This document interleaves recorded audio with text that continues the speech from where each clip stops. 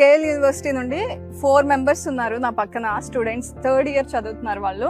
అయితే ప్లేస్ అయిపోయారు సిమెన్స్ కంపెనీలో.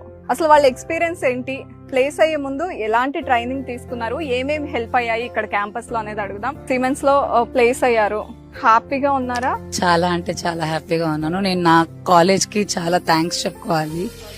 నా ఈ కంపెనీకి రిక్రూట్ అయ్యే జర్నీలో నా కాలేజ్ నాకు చాలా హెల్ప్ చేసింది. యాక్చువల్గా నేను ఈసీ కాబట్టి క్వాలిటీ అష్యూరెన్స్ రోల్ ఇచ్చారు.